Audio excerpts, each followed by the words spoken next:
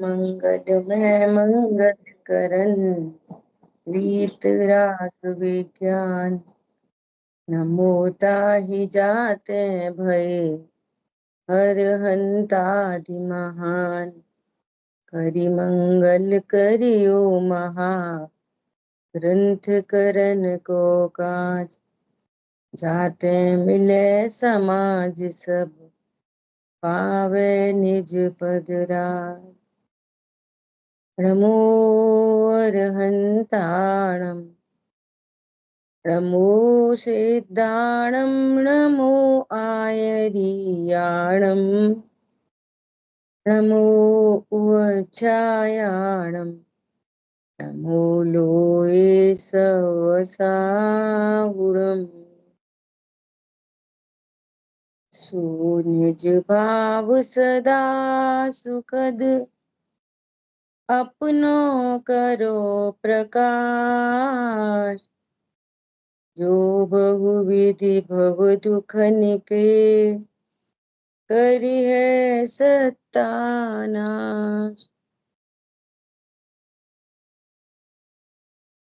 मोक्ष मार्ग प्रकाशक जी ग्रंथ।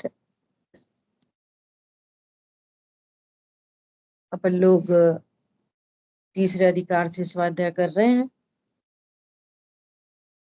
और इस अधिकार के अंतर्गत चारित्र मोह से होने वाला दुख और इस दुख का कारण क्या है और इससे निवृत्ति का उपाय क्या है, इन 3 पॉइंट्स पर अपनी चर्चा चल रही है।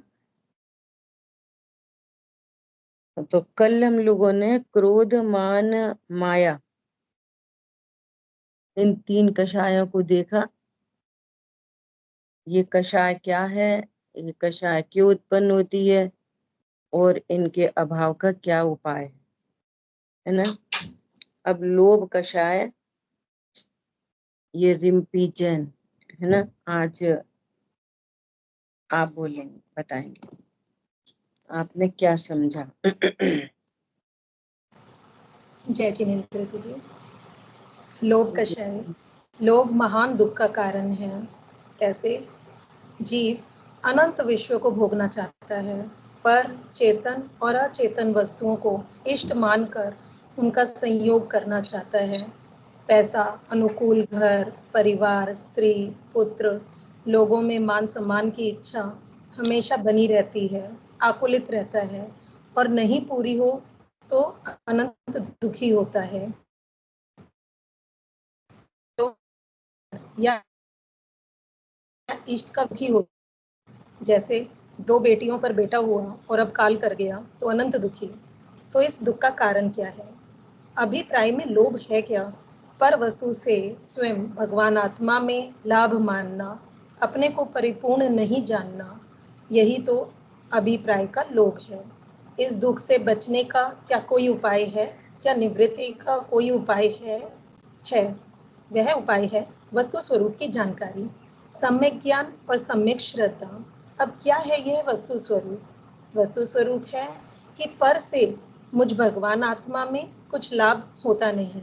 मैं एक समय में परिपूर्ण त्रिकाली ध्रुव आत्मा असंख्यात प्रदेशी ज्ञान स्वरूप हूँ। पर वस्तु से मेरा एक प्रदेश भी बढ़ता नहीं, घटता नहीं। जब मैं पर वस्तु को भोग ही नहीं सकता तो भोगने के व्यर्थ की इच्छा क्यों?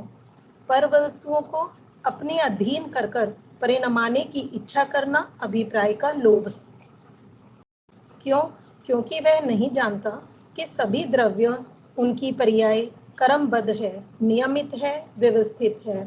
पर का परिणमन स्वतंत्र है, वह अपने कारण से ही आती है और जाती है।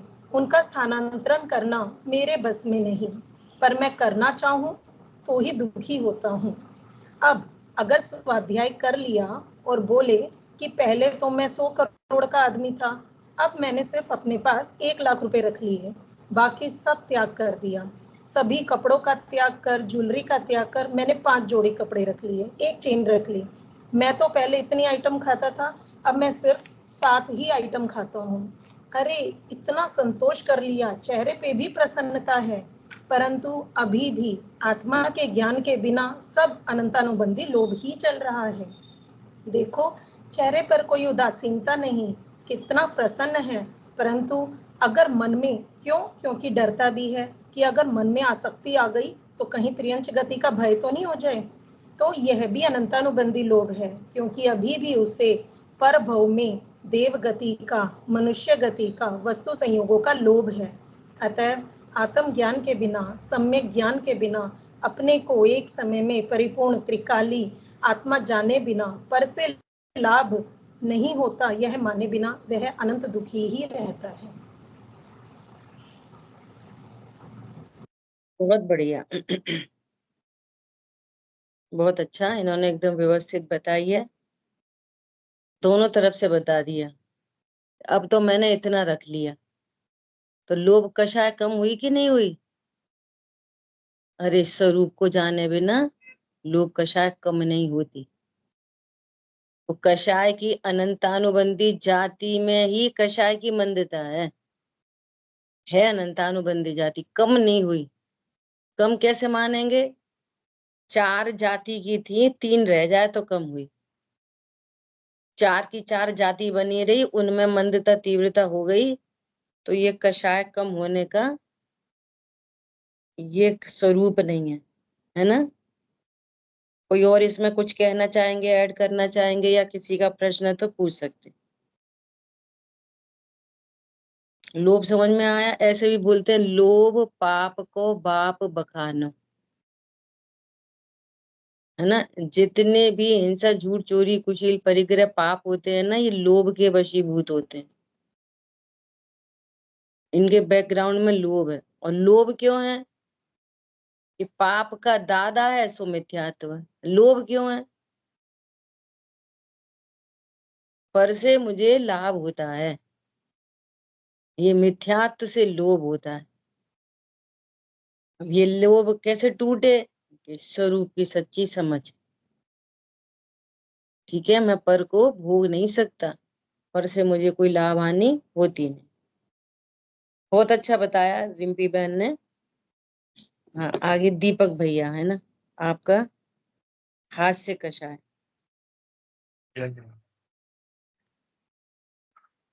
आत्मा का स्वभाव सुख स्वरूपी है। आत्मा एक निष्कषाय तत्व है। वह कषाय रहित एक आनंदमय पदार्थ है, परंतु अज्ञानतावश पर में सुख बुद्धि के कारण मोह के चुंगल में फंस जाता है, जिस कारण विभिन्न कषाय करता है। इसी में एक है हास्य कषाय। वास्तव में हास्य दुख है, पर यह दुख भाषित ही नहीं होता। किसी भी अन्य को जीव ना जानकर उसे पर्याय से देखता है। जैसे चलते चलते कोई फिसल कर गिर गया तो तुरंत हंसता है। अगर किसी से द्वेष है तो उसका बुरा होने पर हंसता है। और किसी किसी में तो ये कषाय इतनी तीव्र होती है कि बिना किसी कारण के हंसते रहते हैं। इसको दूर करने का मात्र एक ही उपाय है, अपने को भगवान आत्मा और दूसरे को भी भगवान आत्मा जानना। उसे पर्याय से ना जानना। पर्याय तो एक समय की है, निरंतर बदलती है, और मैं वैसे का वैसा बना रहता हूँ। अपने को ऐसा जानकर जीव कषाय रहित हो जाता है। वास्तव में तो कषाय रहित ही है, क्योंकि कषाय से भिन्न अपने निष्कषाय आत्मा को जानने की कला उसके पास है, अर्थात मेरे पास है। जय हिंद। बहुत अच्छा। देखो, अपने को इसमें थोड़ा सा क्या करेक्शन चाहिए। ऐसा बोलते हैं, फिर फिर कषाय करने लगता है या कषाय करता है ना? हम ध्रुव स्वभाव की बात करेंगे ना, कि अरे मैं तो परिपूर्ण हूँ, मैं स्वयं ही आनंद स्वरूप हूँ, तो मुझे पर से थोड़ी आनंद चाहिए। तो ऐसा स्वरूप नहीं जानकर कषाय कर्ता के बदले ऐसा बोलो, फिर हाथ से कषाय उत्पन्न होती है। समझ आई बात? थोड़ा करेक्शन हुआ ना? थोड़ा नहीं, ये बहुत बड़ा करेक्शन है। कर करता नहीं है। देखो, ध्रुव तो करता ही नहीं है कषाय, और ज्ञान भी विपरीत जानता है। कषाय तो ज्ञान भी, अज्ञान रूप ज्ञान भी नहीं कर सकता। मोह उत्पन्न होता है तो वो श्रद्धा की पर्याय भी कषाय नहीं कर सकती। विपरीतता से कषाय उत्पन्न होती है, इतना करेक्शन करना। अगली बात समझ सभी को। लोभ करता है, करता नहीं है, लोभ उत्पन्न होता है फिर। और स्वरूप जानने पर कषाय मिटानी नहीं है, उत्पन्न नहीं होती। स्वरूप नहीं जानने से कषाय उत्पन्न होती है, करता नहीं। और स्वरूप जानने पर कषाय मिटाता नहीं, वो उत्पन्न नहीं होती। ठीक है, ऐसा। तो मैं तो स्वयं ही आनंद स्वरूप हूं। मुझे आनंद के लिए हंसी मजाक पर के ऊपर, उसके ऊपर हंसना, इसकी जरूरत ही नहीं। आनंद के लिए क्या चाहिए? स्वभाव का ही आश्रय। ठीक है। और ये बहुत अच्छा इन्होंने पॉइंट बोला कि दुनिया को पता ही नहीं है कि ये हाथ से दुख है। हाथ से क्या है? दुख है, क्योंकि वो कषाय है, इससे बंधन होता है। हाँ, रूबी है क्लास में? रूबी को बताना रति कषाय। और आगे बुआ मीनल जी, बहन तैयार है, अरति कषाय। बोलिए। बुआ जी मैं रास्ते में हूँ, डॉक्टर के पास जा रही हूँ इनको लेके। अच्छा, चलो ठीक है। मीनल बहन जी है,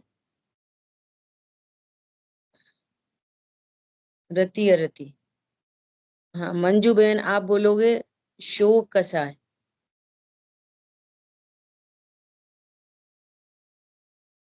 मंजू बहन जी है।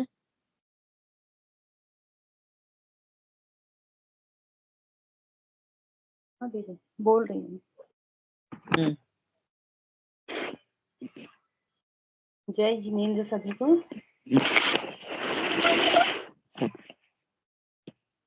शोक कषाय है और कषाय दुख है। जब शोक कषाय होती है तब अत्यंत दुखी होता है। इष्ट वस्तु के लिए वियोग होने पर शोक कषाय होती है। शोक कषाय हो तब मरकर भी कषाय की पूर्ति चाहता है। शोक का कारण मोह है।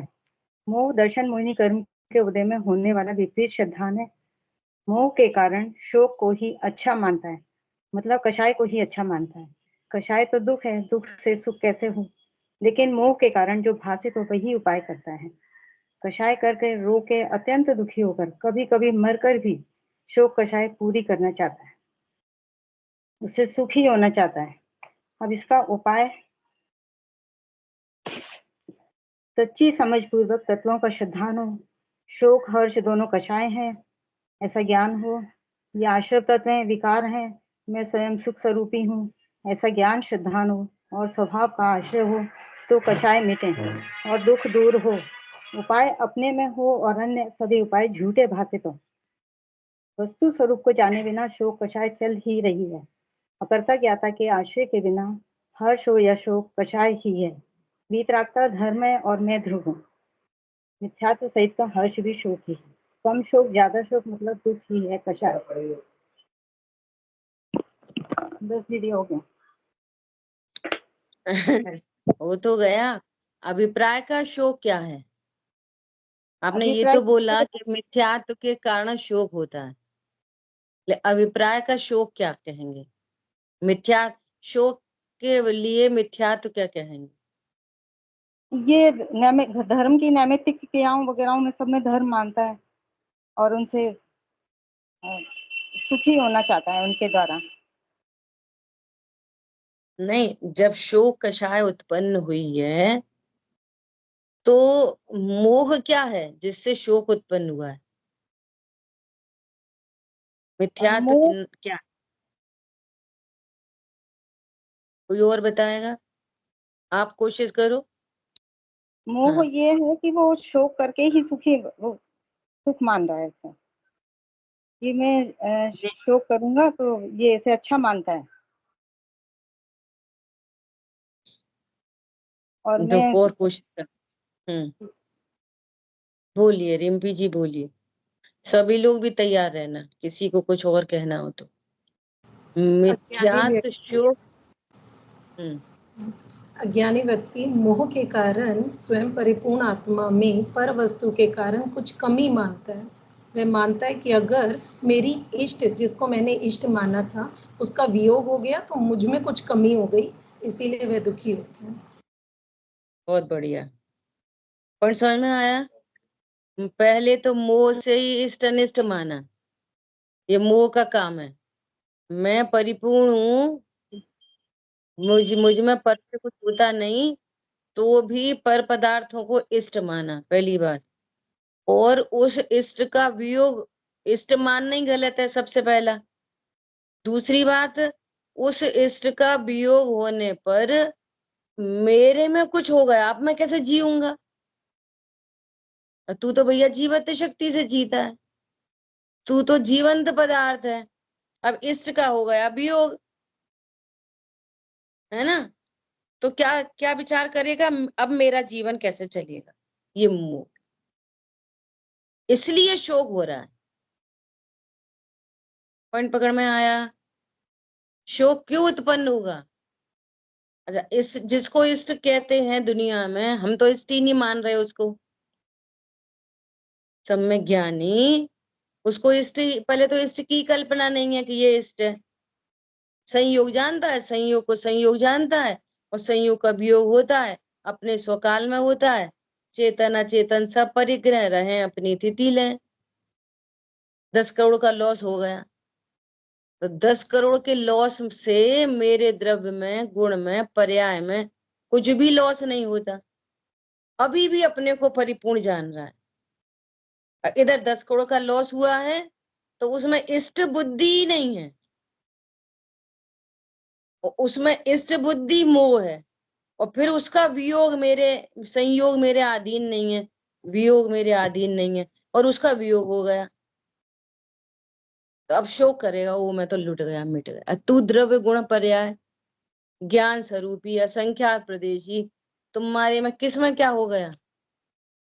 धन की हानि होने पर, कोई चेतन की हानि होने पर, क्या वो मेरी हानि है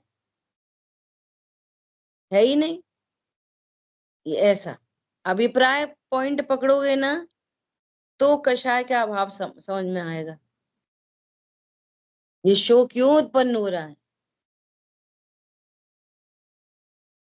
समझ आ गई बात? इसलिए अपन ने ये चर्चा उठाई है, जिससे कि अपन को और ज्ञान में स्पष्टता आए। ठीक है, कोई और बात कहना चाहेगा? अभिप्राय का लोभ क्या है, वो सॉरी, अभिप्राय का शोक। जी दीदी, इसमें हमने हाँ। इष्ट का वियोग पर चर्चा हुई, तो अनिष्ट का संयोग भी शोक का ही कारण होगा ना, इसी में आएगा। पैरेलल पैरेलल पैरेलल, अनुकूल कहें प्रतिकूल कहें, यह झूठी मन की वृत्ति है। अनुकूलता में लगाएंगे, प्रतिकूलता में है, झूठी मन की वृत्ति है। कोई मेरे लिए अनुकूल प्रतिकूल होता ही नहीं, तो झूठी मन की वृत्ति हो गई है। ये हो गया मोह। इस विश्व में मेरे लिए कोई अनुकूल नहीं, प्रतिकूल नहीं। अब ज्ञान गे पे चले जाओ, तो ज्ञान में झलकते हैं, तो ज्ञान में कौन आता है? ज्ञान में अग्नि झलक रही है, दर्पण में, हो दर्पण में अग्नि झलक रही है, तो अग्नि दर्पण के लिए इष्ट है कि अनिष्ट? बर्फ झलक रही है, तो दर्पण के लिए वो इष्ट है कि अनिष्ट है? कुछ नहीं, एज इट इज है दर्पण। ऐसे ही ये पर चेतन अचेतन पदार्थ अनुकूल हैं कि प्रतिकूल हैं? कि कुछ नहीं, ज्ञान में झलकते हैं, और मेरा ज्ञान सदा ही परिपूर्ण रहता है। तो ज्ञान ही परिपूर्ण है, तो ज्ञायक तो महामहिम वस्तु, तो मोह मिट गया। मोह मिटा, तो शोक मिट गया, उत्पन्न नहीं हुआ। ठीक है, फिर शोक भी 4 प्रकार का। अभी अपनी अनंतानुबंधी की चर्चा चल रही है। अनंतानुबंधी मिटे तो अप्रत्यय ज्ञान मिटे। अब रामचंद्र जी लक्ष्मण के लिए रोते दिखाई दे रहे हैं, अनंतानुबंधी शोक नहीं है। ये गजब की छाया सम्यक दृष्टि, अनंतानुबंधी शोक नहीं है। सीता जी के लिए रो रहे हैं, पूछ रहे हैं तुमने सीता देखी, सीता देखी। तो लक्ष्मण और सीता, इनमें इष्ट बुद्धि नहीं है, बुद्धि, मोह नहीं है। अब वो कषाय क्रम से ही मिटती है। अनंतानुबंधी गई मतलब सब गया। क्या बोला? कैंसर मिट गया मतलब सब गया। अब थोड़ी बहुत रह गई है, सो वो कमजोरी के खाते में जाती है, वो बीमारी नहीं है। अब क्या बोला? कैंसर रिमूव होने के बाद अब जो कुछ भी बचा है वो बीमारी नहीं बची। क्या बची? कमजोरी। ऐसे ही यहाँ पर मिथ्या तो गया, अनंतानुबंधी गई, बीमारी चली गई, विपरीत मान्यता चली गई, मतलब सब कुछ चला गया। तो अभी भी रोते गाते दिखाई दे रहे, अभी तो विषय भोगों में दिख रहे, अभी भी युद्ध में दिख रहे। अब वो कमजोरी रह गई है बस। देखो, ये भी पॉइंट समझने की बात है। अज्ञानता में 5 चट्टानें बंधी हैं, अब बांध रखी है ना खुद ही ने। अब मिथ्या तो चला गया, एक चट्टान मिट गई, अनंतानुबंधी उसके संग मिट गई। अब 3 चट्टानें खड़ी हैं। ये पूर्व में बांधे हुए, पूर्व में किए हुए अपराध का फल है ये, वर्तमान का अपराध नहीं है। देखो, ये बहुत इंपॉर्टेंट बात है। इस समय तो अपने को ज्ञान स्वरूप ही स्वीकार है, पर पदार्थों में इसकी कल्पना नहीं है। सो वर्तमान का अपराध नहीं है, जो पूर्व में अपराध हुए थे उससे जो कर्म बंधे थे, अब वो रिलीज हो रहे। अप्रत्यख्यान रो रहे हैं ना सीता जी के लिए, वो अप्रत्यख्यान रिलीज हो रहा है, वो प्रत्याख्यान रिलीज हो रहा है, संजुलन रिलीज हो रहा है। वर्तमान में, वर्तमान का अपराध नहीं है। वर्तमान में तो अपने को ध्रुव गायक ही देखते। पॉइंट समझ में आया? अब वो होते हुए भावों को भिन्न जानते, स्वामित्व नहीं है उनका। होती हुई शरीर की क्रिया को न्यारा जानते, कोई स्वामित्व नहीं है कि ये क्रिया मैं करता हूं, इस क्रिया से मुझे लाभ है, मैं ही रो रहा हूं, ये आंसू मेरे हैं, वो जड़ की क्रिया है। ये परिणाम हो रहा है सीता के प्रति, यह प्रत्याख्यान रिलीज हो रहा है, सविपाक निर्जरा, और स्वभाव के आश्रय से अविपाक निर्जरा चल रही है, लगातार लगातार निर्जरा चल रही है। क्लियर है एकदम? ठीक है, ऐसा। चलिए, नेक्स्ट कौन है? निधि है नहीं क्लास में? पारुल जी।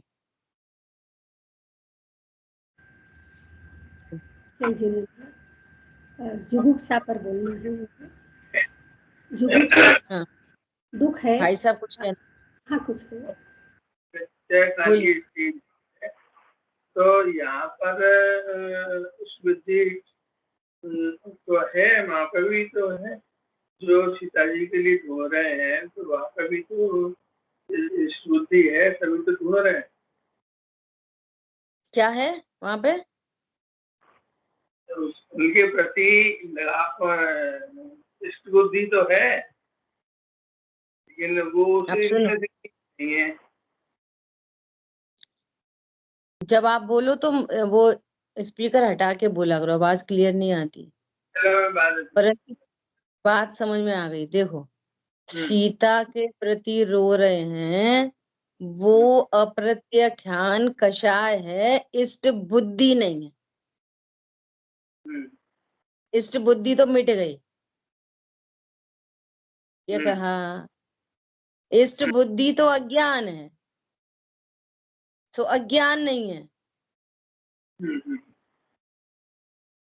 इष्ट बुद्धि नहीं है, अनिष्ट बुद्धि नहीं है, रावण के प्रति अनिष्ट की बुद्धि नहीं है। यही तो समझने की बात है।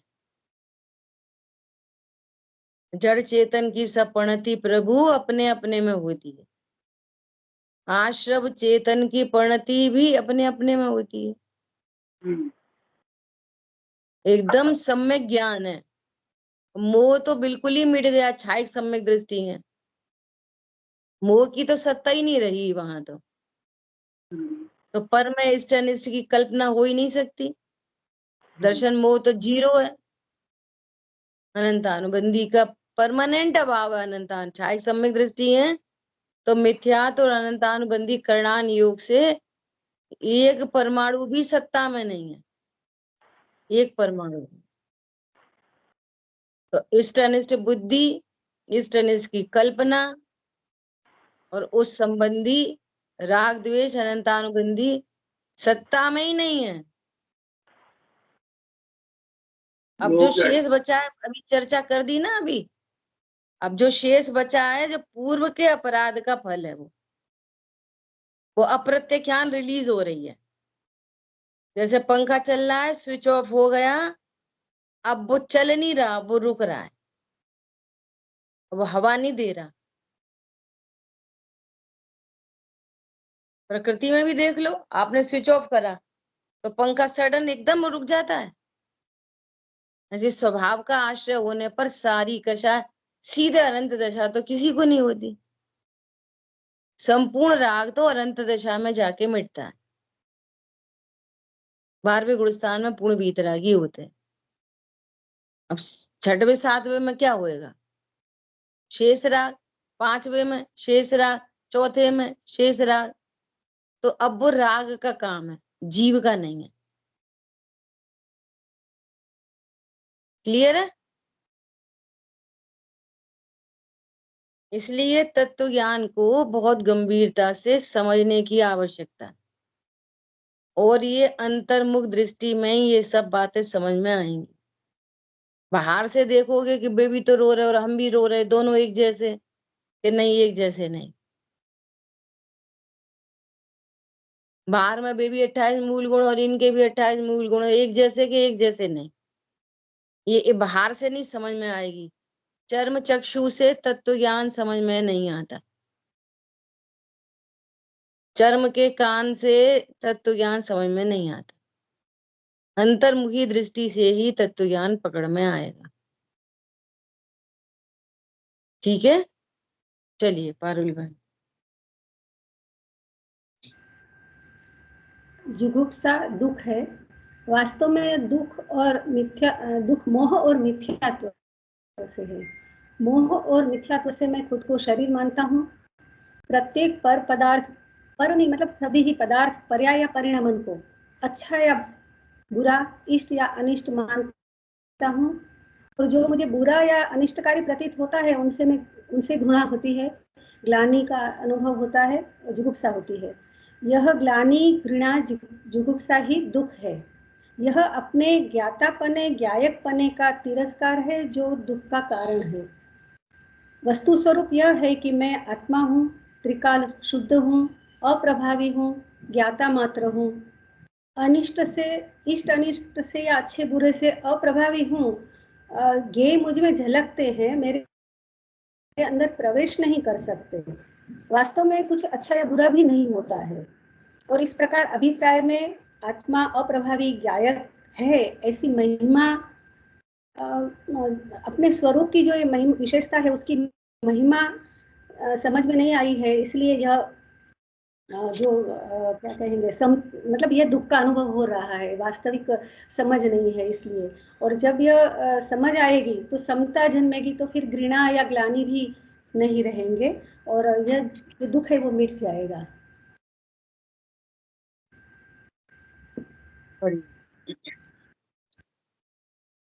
तो देखो यहाँ जुगुप्सा मतलब किसी पर पदार्थ से घृणा है ना। इस पर थोड़ी सी चर्चा करें। कोई भी पर पदार्थ उठाओ, किससे घृणा हो रही? समझो भिष्टा से घृणा हुई, समझो ब्लड निकला किसी का, एकदम देखते से घृणा, ऐसे ग्लानि का भाव उत्पन्न हुआ। तो जब पर्याय से देखेंगे ना, पर्याय से देखेंगे तो घृणा उत्पन्न होगी। उस पर पदार्थ को भी उसके वस्तु स्वरूप से देखेंगे ना तो घृणा उत्पन्न नहीं होगी। जो भिष्टा है ना, भिष्टा भी, मल का एक परमाणु भी क्या है, अनंत गुणों का धनी है। एक शुद्ध पुद्गल परमाणु क्या है, अनंत गुण संपन्न है। अब उसकी जो समान जाति पर्याय है, तो वे परमाणु मिलके देखो, उसी को जिव्या इंद्री पर रखा, पुद्गल परमाणु जो एप्पल के फॉर्म में है, तो उससे तो राग, और वो ही परिणमन होते हुए वो परिणमन है, वो अकेले पुद्गल परमाणु का, तो वो ही विष्टारूप परिणमित हुए, वे ही पुद्गल परमाणु। पॉइंट पकड़ में आया? तो स्वरूप नहीं जानने से एप्पल से राग और मल के परमाणु से द्वेष, और है दोनों चीजें क्या चीज है, दोनों मूल में। तो उसको भी वस्तु स्वरूप देखो, किसी को भी पर्याय से देखोगे तो राग द्वेष उत्पन्न होंगे, पर पदार्थ को भी पर्याय से देखोगे तो घृणा उत्पन्न होगा, और पर पदार्थ को भी उसके वस्तु स्वरूप से देखोगे तो घृणा उत्पन्न नहीं होगी। ये तो एप्पल का परिणमन है, इसमें क्या है, जैसे एप्पल अनंत गुणों का धनी है, उसमें एक एक शुद्ध पुद्गल परमाणु, ऐसी विष्टा में एक एक शुद्ध पुद्गल परमाणु, ऐसी जो दूध दूध दूध है उससे राग और खून से द्वेष। पॉइंट पकड़ में आ रहा है? अब उसके ही वस्तु स्वरूप से देखो, उसमें भी एक शुद्ध पुद्गल परमाणु के स्कंद रूप पर्याय दूध, ऐसे ही शुद्ध पुद्गल परमाणुओं की स्कंद रूप पर्याय वो ब्लड हो गया। तो अब घृणा का क्या काम है? तो भी वस्तु स्वरूप के अनुसार अनंतानुबंधी घृणा मिटती है। अप्रत्यक्षान घृणा है, अभी प्रत्यक्षान घृणा है, वो भी मिटेगी स्वभाव के आश्रय से। हरी बात ख्याल में? ये वाली बात पकड़ में आ गई क्या? अरे सारे द्रव्य अनंत गुण संपन्न होते हैं, इसमें अच्छे बुरे की क्या बात है, घृणा की क्या बात है? ऐसे ही अन्य चेतन पदार्थों में, ये तो कितना काला है, बेकार एकदम। तो जीव कहाँ है काला? जीव थोड़ी काला है। अरे इनके परिणाम देखो, कितने बुरे परिणाम, इन्होंने ऐसा ऐसा बुरा सोचा, इन्होंने इतना बुरा किया, इन्हें तो संस्था में ही चोरी कर ली, ऐसा करते ना। तो जीव से घृणा, अरे जीव देखो, एक शुद्ध जीव कैसा है, भगवान जैसा है, उससे जीव से क्या घृणा? जीव को पर्याय से देखोगे तो घृणा उत्पन्न होने के चांस है, चांस क्या, वो तो होती है। और अन्य अचेतन पदार्थों को देखोगे पर्याय से तो घृणा उत्पन्न होगी। और सबको वस्तु स्वरूप से देखेंगे और अपने को वस्तु स्वरूप से देखेंगे, अरे मेरे ज्ञान में तो ये सब ज्ञेय ही तो बन रहे हैं, मेरे ज्ञान में तो कोई प्रवेश नहीं होता, तो घृणा का क्या काम है? हरी बात ख्याल में? तो अनंतानुबंधी ग्लानि मिटती है, अनंतानुबंधी जुगुप्सा मिटती है, जिसका एग्जाम्पल है क्या, मुनिराज को आहार, वो इंद्र आया परीक्षा लेने, स्वयं मुनिराज का वेश धारण करके, और जैसे उन्होंने आहार कराया तो वॉमिट कर दिया उन्हीं के ऊपर, राजा के ऊपर, उसे कुछ नहीं। फिर दूसरी बार, फिर तीसरी बार, फिर, और वो ये नहीं कह रहे कि मेरे कपड़े खराब हो गए, ओ मुनिराज को कष्ट हो गया हमारे कारण, तो मुनिराज के मुंह पहुंच रहे हैं, उनके हाथ पहुंच रहे हैं, अपना कुछ नहीं कर रहे, तो वो असली रूप में प्रकट हुए फिर। हरी बात ख्याल में? ऐसा। हाँ बोलिए।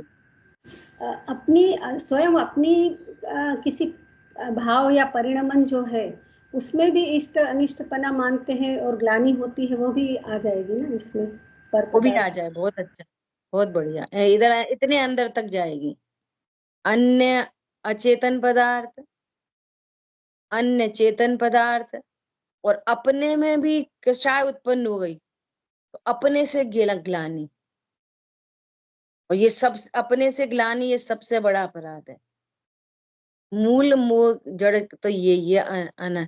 देखो आप लोग में भी देखना कि जब कोई अपनी नजरों में गिर जाता है ना कोई, अरे तो बेकार व्यक्ति है, बिल्कुल हमारी तो नजरों से गिर गया, तो उतना दुखी नहीं होता।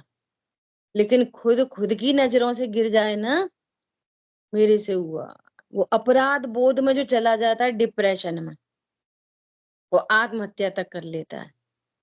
वो बहुत ज्यादा खतरनाक है। और समझ में आया? आत्मग्लानि सबसे बड़ा पाप है। जब तक आत्मग्लानि नहीं मिटेगी तब तक पर की ग्लानि नहीं मिट सकती। इसलिए मूल में तो हो, मैं तो परिपूर्ण हो भगवान जैसा हूं। अपनी महिमा आती है और फिर भी कोई कषाय उत्पन्न होती है तो उस कषाय को क्रमबद्ध में स्वीकार करता है, करता स्वीकार नहीं करता। इसलिए आत्मग्लानि नहीं होती, और जिसको आत्मग्लानि नहीं होती उसको पर से भी ग्लानि नहीं होती। विधि इधर से है, मिटना इधर से होएगा। सबसे पहले आत्मग्लानि मिटेगी तो पर की प्रति ग्लानि मिटेगी। अरे ये भी तो चेतन है, भगवान आत्मा। अरे ये भी तो पुद्गल आदि, ये भी तो द्रव्य है, बिल्कुल परिपूर्ण द्रव्य है। बात इधर से चालू हुई। अपने को कषायों का करता देखकर अपने से ग्लानि जो करेगा वो सबसे ग्लानि करेगा। करेगा मतलब उत्पन्न होगा, सबसे ग्लानि उत्पन्न होगी। जिसको अपने से ग्लानि नहीं है वो मैं परमात्मा, कषायों का काम ही नहीं, भगवान से कम नहीं हूं। तो उनको उत्पन्न होते हुए भावों से ग्लानि नहीं होगी। जिसको अपने से ग्लानि नहीं उसको किसी से ग्लानि नहीं। अगली बात ख्याल में ऐसा देखो, चर्चा दो साइड से चर्चा करने पर ये लाभ होता है, विषय और खुलता है। वन वे चलता रहा, पता नहीं कौन क्या समझ रहा नहीं समझ रहा। आपके प्रश्न भी जो आते हैं ना, वो भी चर्चा को और स्पष्ट करने के लिए होते हैं। उसमें सबका लाभ होता है, वक्ता का भी लाभ होता है, अकेले श्रोता का नहीं।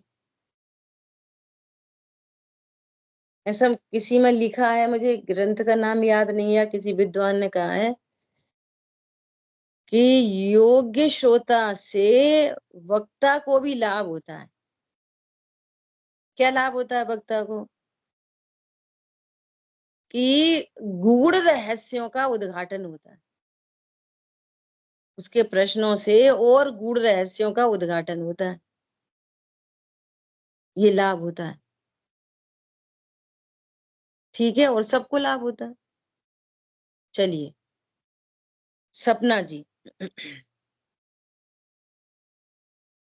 जय जिनेन्द्र। वेद कषाय।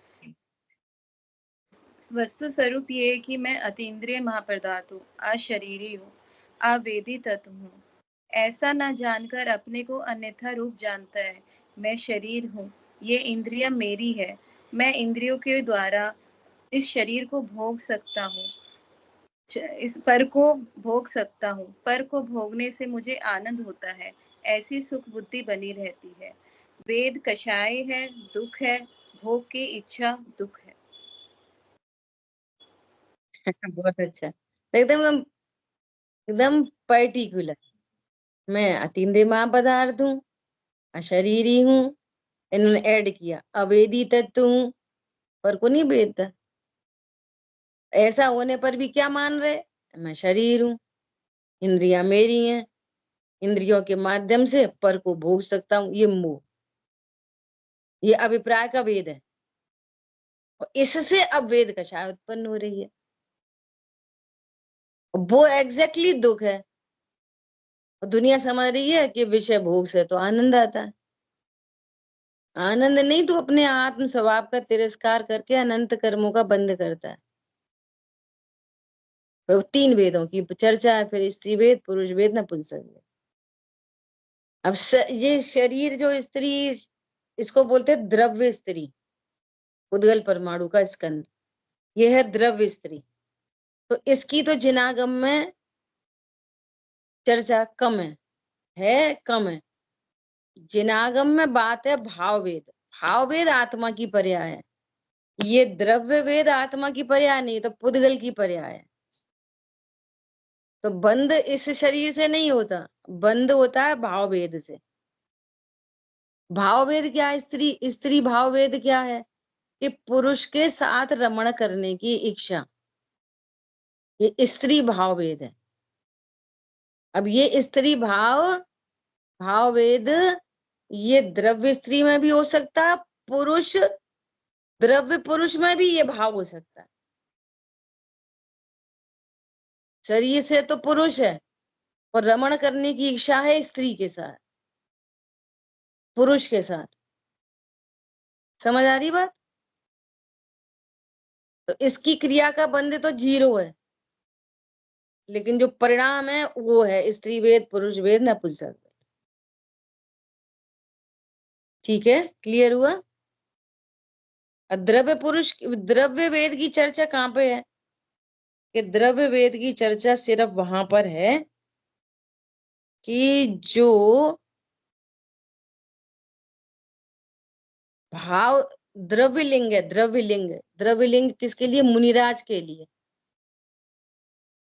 जो द्रव्य से पुरुष होगा वही मुनि धर्म अंगीकार कर सकता है, द्रव्य पुरुष। और अंदर में उसको स्त्री वेद भी हो सकता है, पुरुष वेद भी हो सकता है, और नपुंसक वेद भी हो सकता है, और वो अनंत दशा प्राप्त कर सकता है। तो जो श्वेतांबर मत में ये वाली बात आ गई ना, स्त्री भी मोक्ष जा सकते, तो द्रव्य स्त्री नहीं, भाव से स्त्री हो जाए और द्रव्य से पुरुष चाहिए, वहां पर द्रव्य पुरुष की चर्चा आई। पॉइंट समझ में आ रहा है? शरीर कैसा हो? पुरुष वाला। और अंदर में भाव कौन सा हो? कि कोई भी हो सकता है, वो स्त्री वेदी भी हो सकता है, पुरुष वेदी भी हो सकता है, नपुंसक वेदी भी हो सकता है। अब अच्छा, 4 गतियों में बात करें तो नार की द्रव्य से भी नपुंसक होते हैं और भाव से भी नपुंसक होते हैं, नार की। ठीक है? देवगति के जीव, इनमें 2 ही वेद होते हैं, इनमें नपुंसक वेद होता ही नहीं है।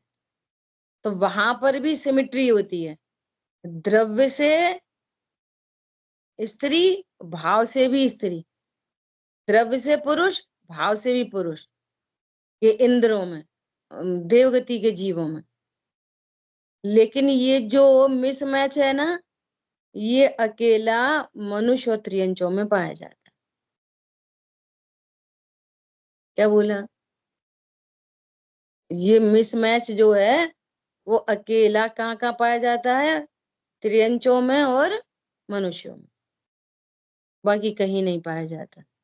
ऐसी भोग भूमि में भी वो नपुंसक नहीं होते, भोग भूमि में वहां भी सिमेट्री होती है। भोग भूमि में द्रव्य से पुरुष तो भाव से भी पुरुष, द्रव्य से स्त्री तो भाव से भी स्त्री, वहां पर मिसमैच नहीं होता। ठीक है, इस तरह से अपनी चर्चा हुई। किसी को और कोई प्रश्न पूछना है तो पूछ सकते हैं। आगामी चर्चा अपन आगे की क्लास में लेंगे। चलिए ठीक है, समापन। जिन वाणी के ज्ञान से सूझे लोकालोक, सो वाणी मस्तक नमो सदा देत हूँ दो। बोली द्वाशांग मई जिनवाणी माता की जय। जय जिनेन्द्र सभी को। जय जिनेन्द्र।